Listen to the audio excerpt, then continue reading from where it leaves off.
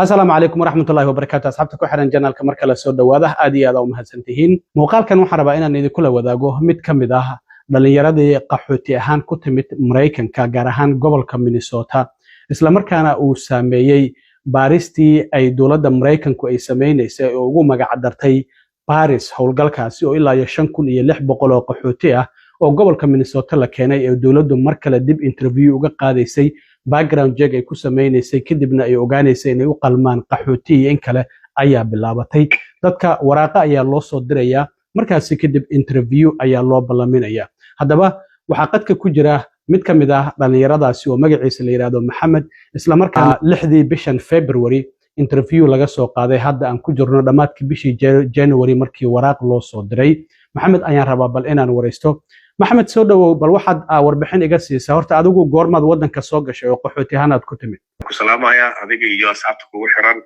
iyo wadanka waxaan soo galay December 2023 baan soo galay gobol Georgia leeyahay lagu soo dajiyay halkan Minneapolis waxaan u soo guuray muddo hadda laga joogo 6 bilood waa tahay marka qofku markuu sanad joogo green card xareeya green card kana goorma xareysa niyo green card waxaan xareeyay 2025 kii baan xareeyay April 1st waa gartay marka arintan dawladdu ay timid oo in baaritaan lagu sameeyo dadkii qaxooti ahaan wadan ku yimid kuwii green card ka xareystay iyo kuwa aan xareysan howlgalkaasi ayaa ku saameeyay marka waraaq ayaad heshay ka socota immigration-ka oo ballan lagu qabtay waraaqdaasi goormay ku soo gaartay iyo warqada sodonkii baa la soo diray koodii bay soo gaartay oo maalin sabti ah FedEx ba kulay bay ku timid ilinka idigan maalinkii markaan helay baa kulay waa joogay laakiin aalkii ma korshe qabteen damasku ogtaada cabsida jirto warqada markaan furay warqada waxa ku qornayd reason-ku wuxuu ahaa horta G65 bay warqada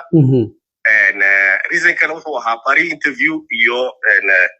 green card interview waa gartay oo in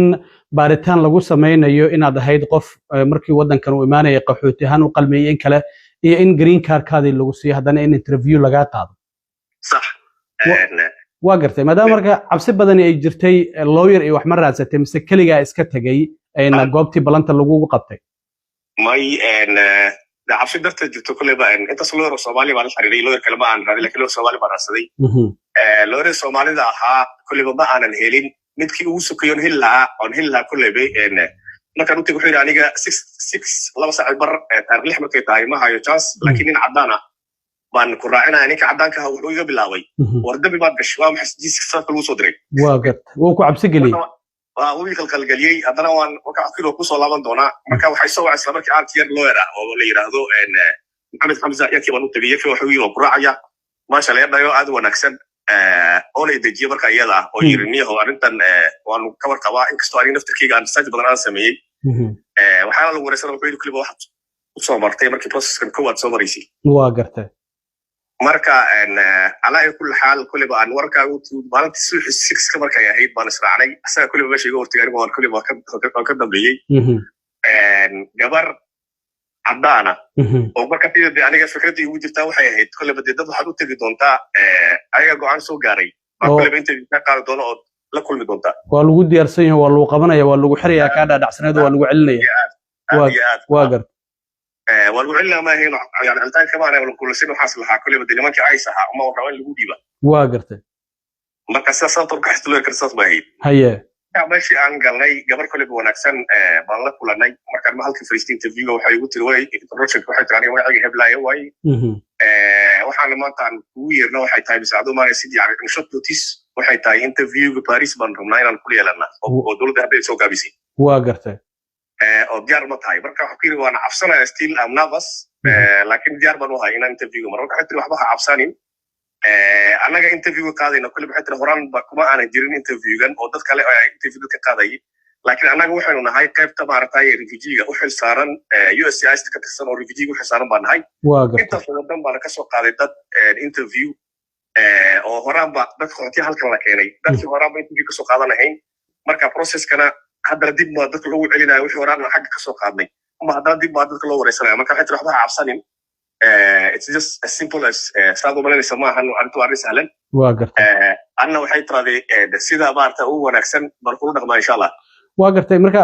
turjubaan ma u baahan tahay miya lagu yiri mise luqadda ingiliishka waad fahmaysaa ma ku weydiiyeen su'aashaas aad iyo aad waa shayga hore soo lagu weydiinayo intaan lagu dhaarinin interviewta laga qaadin waa lagu dhaarinayaa inaad ingiriis garanaysid inaad turjubaan u baahan tahay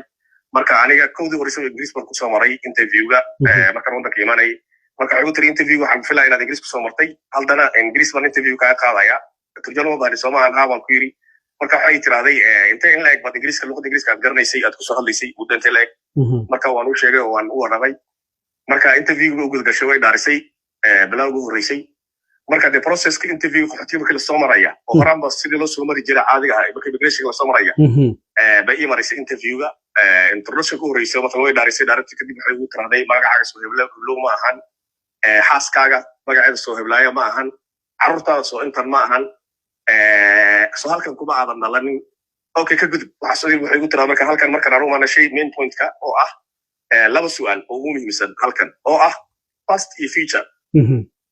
marka waxay ugu tiri waqtigii aad waddankii aad ka timaaday Soomaaliya baan rabaa inaan ka waraysto waa gartay marka bal iiga sheekay bay ugu tiraa maalinka ka soo baxday waqtigii iyada bay ii magacawday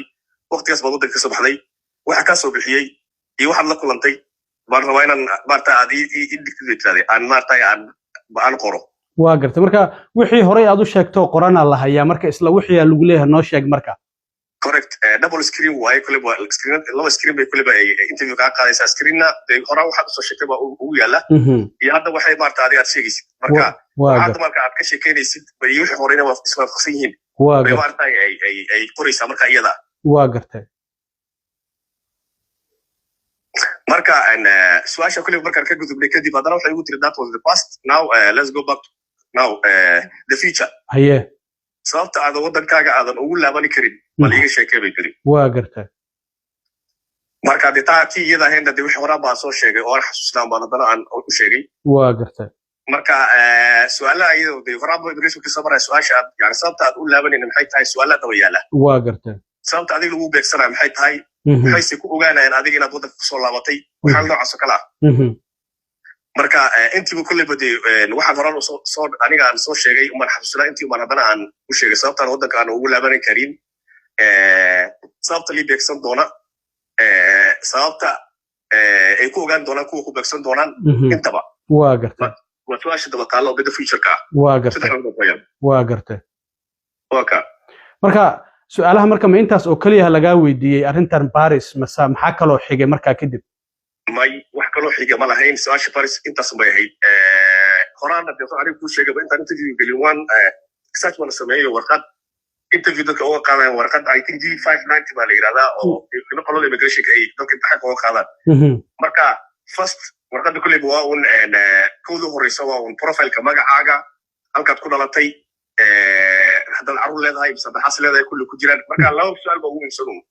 marka adigu waxaad sheegtay xaas iyo famil ma kula socdeen mase waddankay kaaga soo horreeyeen carruurtu way la socdeen waa gartay iyaga marka green cardka ma xaraysan miya weli miya ma soo wada xaraysatay waa wada xaraysan green cardka marka horta ku argalay halka waxa ku yiri ciyaal iyo waxaan leeyahay reer interviewga kaliya baa lagu yeeray inaan ayaga leeyahay Soomaaliya baan ku yaan weydiiyay marka si uu tiri bayo squad wanaajisay inaad kaliya imaata fiicanta laana adiga qofka primary-ga case-kan wata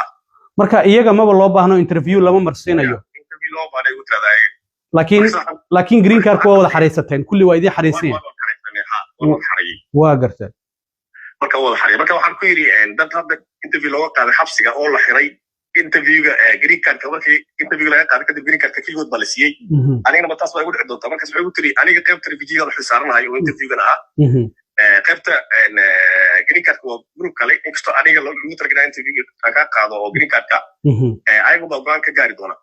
oo kulliba haddii adiga kaliga ay approve ku yidhahdaan green cardka dacaalkana waxay tira qasab approve ay doonaan waa gartay marka interviewgii Paris markuu dhamaaday haddana waxaa la yiri interview kale green card ah laga qaadaya maxaa lagu weydiiyay ka interview markay horta aan dhamayna waxay tiraahday interview waxaan adiga adirtan adiga aan ka qoray iyo wixii horaan aad yani aad waddanka ku timaaday oo qofkii ah waan u gudbinaa supervisorkayga supervisorka marka aan arkaya go ahead wuxuu siiyaa bisaan uu soo yiraahda marka supervisorkii way u gudbisay supervisorkii go'aan soo siiyo ah in interview laga qaado haddana oo green card waa gartay marka interview green card kadib waa un su'aal interview maahan waa su'aalada un ah un almost like 11 baan u malayaa dhowr toban waaye oo no ah واقرت او ها يا مايا مايا ها او تبي بقى شيء ولي ما كان قاطع يعني سؤالي واسك جرس انترفيو كل بوحو yahay oo just general questions way واقرتay oo no marka ilaa ay 12 su'aalood ilaa 10 su'aalood ah والله كنت سؤال ده marka iyada waxay tirada like waxaan muhiim ma ahan like wali ma arkay dadka qofka inta ka qaado yes ila su'aaladan واقرتay marka sidaas bay kale badii umada waan u bishaareynaya laana shaygan uu bishaareyna waxay tahay kow waxaan filayay dadka sida la sheegay dadka interview dadka qaadaya waxaan filaynaa dad sida la yiraahday niman dawladda ay kaysato qaab military laga keenaa oo lawyer ila dadka interview ka qaadaya liiri oo aysta ma tahay ay ku xisaaran waa gartay gabadha waxay tiraaday waxaan wali lawyer isku warabaysay ku tiraaday dadkaaga u sheeg interview hadii loogu yeero waa inay ka soo qayb galaan mise waa inay imaadaan waa inaysan u goynin ama aysan u goynin waa gartay laana waxa waxay tiraaday like waxay hadda la raadinaya waxay tiraaday in qofku u gooyo biso kaliya waay waa gartay arrintaasina waa arrin muhiim ah marka lawyerkaadu ma kula fadhiyay marka su'aalaha lagu weydiinayay mise banaanku joogay bay lawyerku kolku wasla galisan asayna soo qaad laga rabaa marka uu ku doo fariisanaya lawyerkaaga uu isku dhigaysanaya uu qoranaya jawaabta aad bixinaysid iyo waxa lagu weydiinaya waa gartay marka maxaa kula talinaysaa dadka Soomaaliyeed oo cabsanaya oo dhahaya hadii interview lagugu yeero aysa meesha kugu sugayso ku qabanayso maxaad ugu bishaareynaysaa maadaama adigu aad soo martay hadda 6 bishan interviewgan sida aad sheegtana oo san si aad u dhib badnay iyo horta umada waan u bishaareynaya oo cabsidii la filay horta ma jirto san leeyahay laana taayada waxaan ku hubsaday gabadha waan wareystay oo waan u rabo waxa ku yiri oo dadku cabsanayaan aniga tirkiyada ku warfadhi waxa ku yiri cabsanayay oo waxaan filayay in halkan ilinka igu sugayso ice marka interview qadid markasta halka kama aanan imaanin anaga waxaan nahay tiraaday umadii dadka ka soo qaaday interview wadanka keentay kuma aanan jiri program kan hadda la soo create waa uu horaya waa saysan leedahay waa dadka maanta laga qaaday interview marka waxay tii aniga waxaan tagay Kenya waxaan tagay Uganda waxaan tagay Rwanda waxaan tagay Malaysia waxaan tagay Turkiga waxaan tagay Betri South Africa dadka ka sheegaysa aniga qorshayaal kale keenay baan marka waxay tii dadka waxaan ahay halka dadka soo qaadan kan keena waa gartay marka shaqadii aan xaga ku soo qabanay ma dib loogu celiyay tii aniga nafkeena ومركا هوشا waan garanaynaa haytir dadkaanu inay si sharci ku yimaadeen garanaynaa marka processka sidoo u socdo marka dad garanay hawshan qaabka interview loo qaadan garanaya dadkii halkan keenay waaye waa tahay maxamed aad iyo aad u mahadsan tahay waa kaaga mahad celinaya wareysiga in bulshada Soomaaliyeed gobolka Minnesota ku dhaqan aad la wadaagtay interviewga iyo qaabka uu yahay waxaan filayaa dad fara badan oo iyaguna wadnaha farta ku hayay oo sugayay waraaqahaasi inuu interviewga u soo dhaco ama balanta wareysiga hadii ay helaan in iyaguna ay ku dhiiran doonaan laakiin dadka waxaan kula talinaynaa in waxyaabihii hore ay u soo sheegeen oo kaliya maskaxdooda ay ku hayaan maadaama la weydiin doono mar kale su'aalahaasi dib loogu celin doono aad iyo aad u mahadsantahay maxamed waa mahadsantahay thank you